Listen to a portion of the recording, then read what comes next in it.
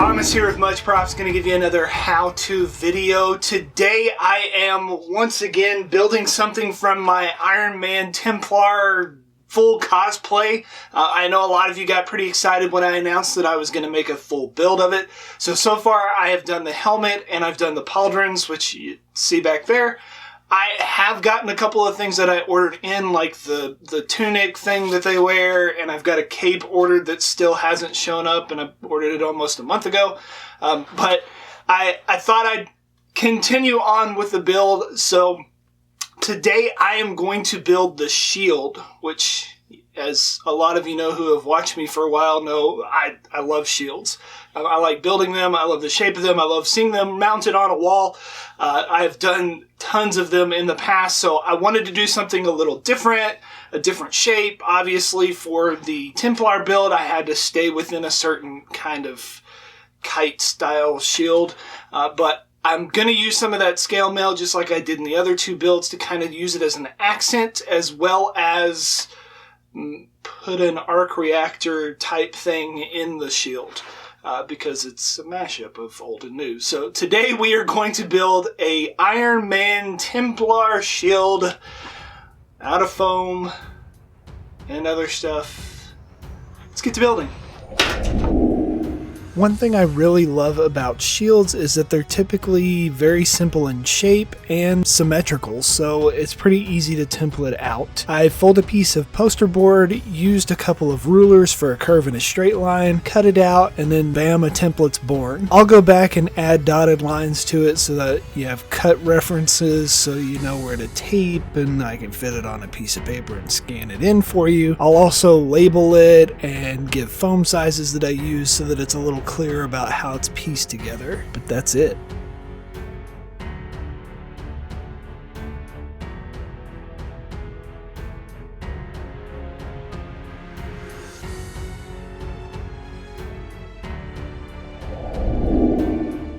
Trace the pattern onto your material of choice. I'm using 6mm What the Foam from Cosplay Apprentice. It is an extremely dense foam that's more so than your normal EVA. You could use other materials, but you might have to add some support structures to it or make it much thicker.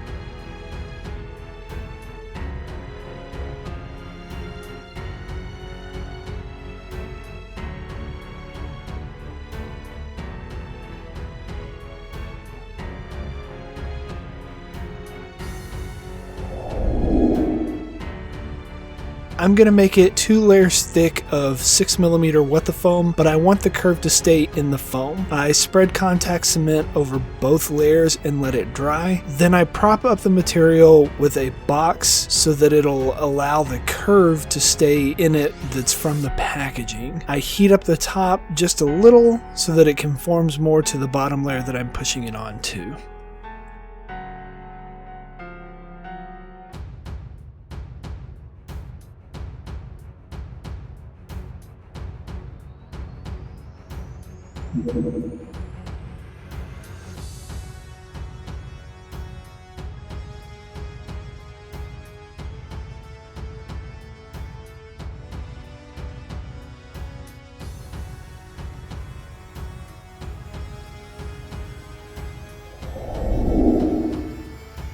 To save myself some time and get some nice even triangle strips, I am using some HD foam triangles in 15mm and 10mm size. I got my spaces marked out on my shield, put down a layer of contact cement on both surfaces, and then tack it together on the edges. If it's not perfectly flush, I can follow it up with a rotary tool to true everything up later.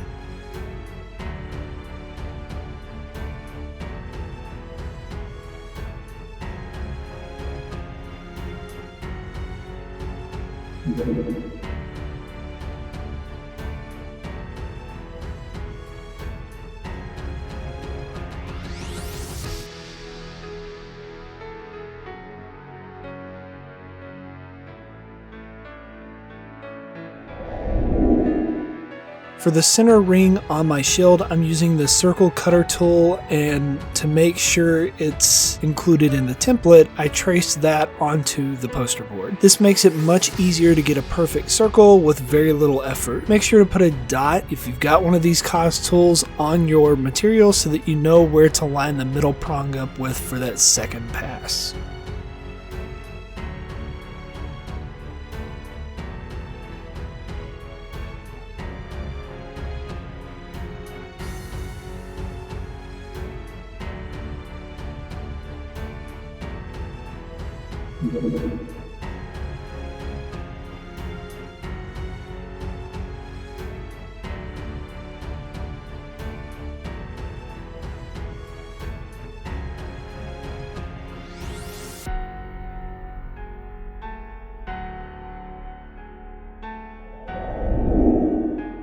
I glued the ring to the center, added triangle strips to it like I did before with all the other edges, and then cut out a circle in the middle. It may be hard to see, but I cut a circle about 1/4 of an inch from the edge so that there's a lip for me to glue the arc reactor to later. Now for the scale mail. Punch it out of the sheets, pop out the holes, and then start stringing it together. You fold the circles in half and push it through the previous layer of circles. The cross on my shield is approximately 8 scales wide, so now all I have to do is make sheets that span the distance from the edge to the middle on all 4 sides.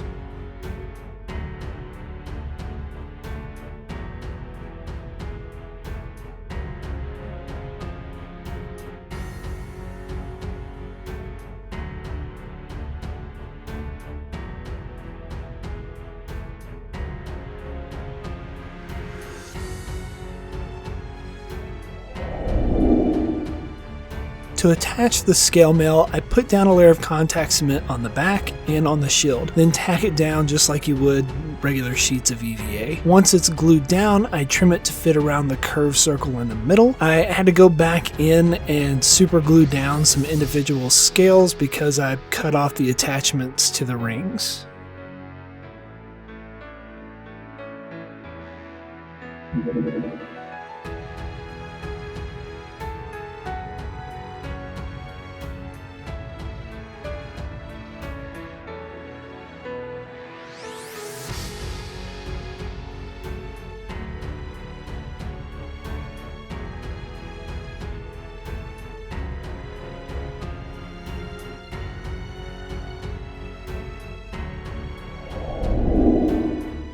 To frame out the scale mail, covering up the sides and make it match more with some of the other armor that I previously made, I'm framing it out with some strips of 6mm what the foam. Then on top of it, yep, you guessed it, the triangle strips just like I did on the edges and around the circle. If you wonder how I make it snug, just hold on a second and I'll show you basically what I did.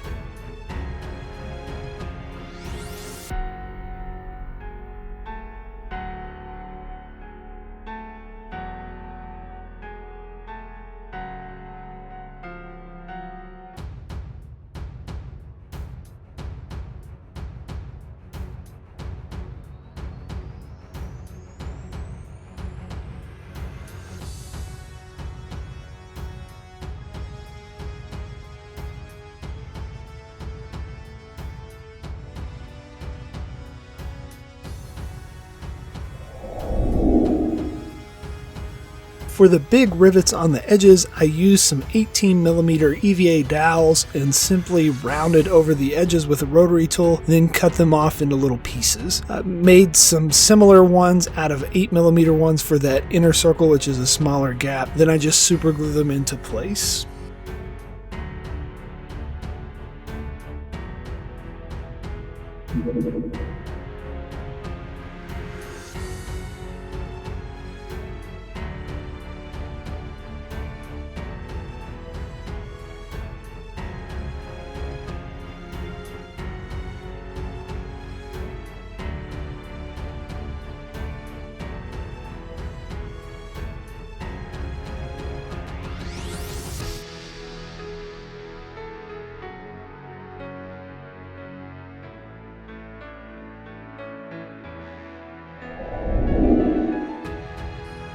For the strapping, I'm using a belt that I bought at a thrift store a while back. Anytime I go into one, that's usually one of the first things I'm looking for. This one still had the original wrapping on it, so it's not even been used yet. I cut the belt into strap for my arm and for the handle on the other side. Because I'm using What the Foam, it can hold the actual real connections that you put, say, on a metal shield. I drill holes and insert Chicago screws through the foam with washers on each side to brace it. Then to hide it on the front, I simply just super glue over the scale mails to cover it back over the metal.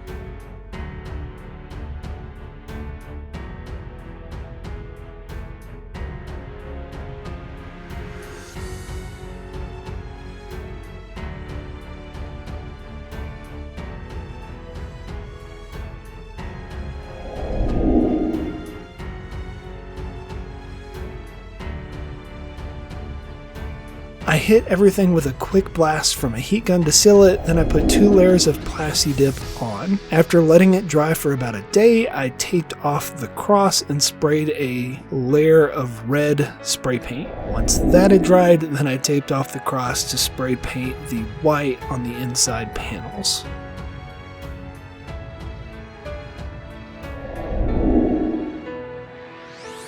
To save myself some tape and sanity along with time, I used a piece of cardstock to block off the edges so that I could dry brush on some of this gold rub and buff on the trim all over. I put just a little on an old chip brush and hit the edges to make a nice aged gold look. I covered the front and the back in this gold.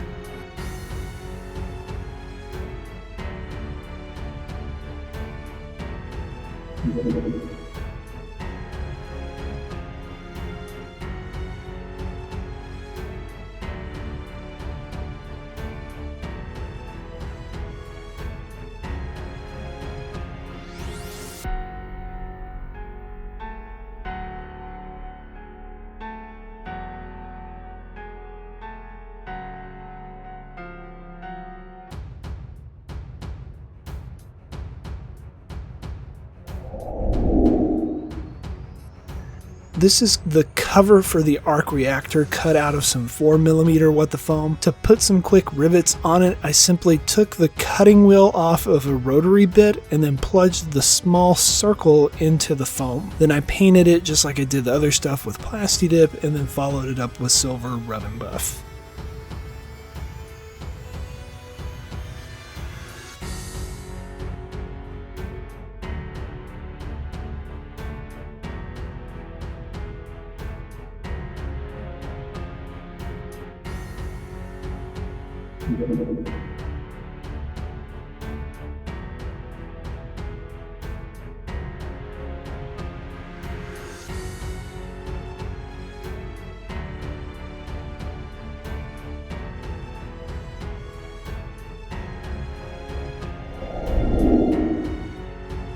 Like the rest of my Iron Man armor so far, the weathering has been done with shoe polish. Yeah, so I put down a clear coat before I applied the shoe polish layer on there just so it doesn't absorb too quickly. You slap it on and wipe it off. After a few passes, I get that extra dirty look that I have with the rest of my armor.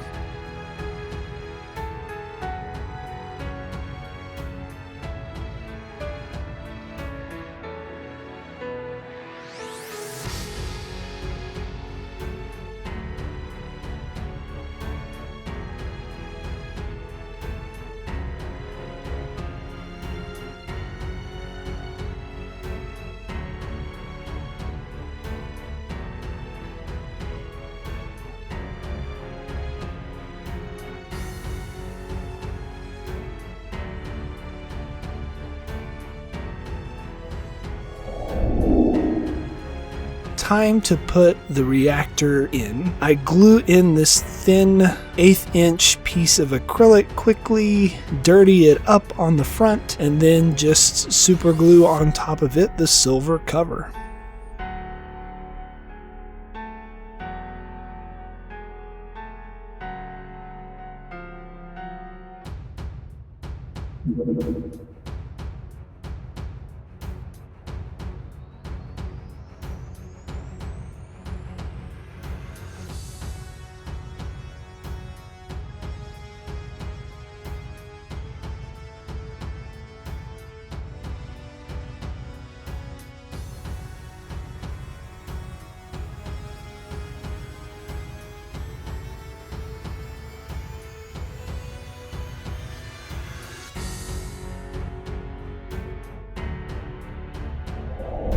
And we are finished. Let me see if I can get this all in on screen. I really like the way this turned out, but as most of you know, I'm obsessed with shields, so it's not really that big of a surprise that I'd love it. This thing is super sturdy. I purposefully used What the Foam for that exact reason. Because of its rigidity, I thought it would hold the shape well, and it does. It's only 12 millimeters thick at the base. You know, obviously with the add-ons, it's a little bit thicker in some places, but that structure allows me to get away with making something a lot thinner and not have to stack two 10 millimeter foams up to get something that's going to hold. So I definitely like the way this is. You could also do it thin and just put support structures inside it, but I didn't want to have to like engineer something like that. So if you can get a hold of some What the Foam, definitely give it a try and put it into good use by making something super sturdy. I left this open for a reason, and I wanted to get your opinion because in my mind I could not rationalize one way or the other. If Iron Man is in the Templar time period, should there be a light coming from this? Because obviously there's not going to be electricity back then, and then that means that this would have to be a candle, which candle right next to forearm singeing arm hairs doesn't sound very pleasurable. But you could also argue that it's an Iron Man helmet, so obviously they probably wouldn't have had the skill set to put something like that together. So I kind of went down a rabbit hole of should I, shouldn't I, so let me know in the comments below what you think I should do. Should I put a light behind this and make it glow? Or should I leave it as an open window and just maybe in the field of battle, light hitting it will shine on its enemy's eyes? Whatever. I really like the way this turned out. Maybe you will try and make something like this yourselves and impress your friends with your ability to mash up two random things that should not go together and make it look like it belongs. 'Tis the goal. Maybe you'll get some... Yay! And inevitably, they're going to ask you, how'd you make that?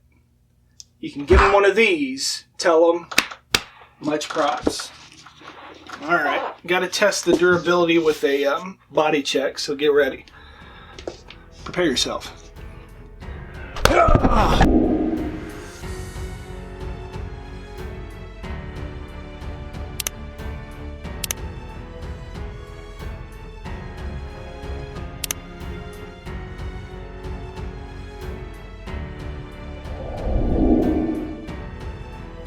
If you enjoy what I do here on YouTube and would like to continue to see builds like this one, please consider joining these awesome people on my Patreon to help grow a more creative and positive community.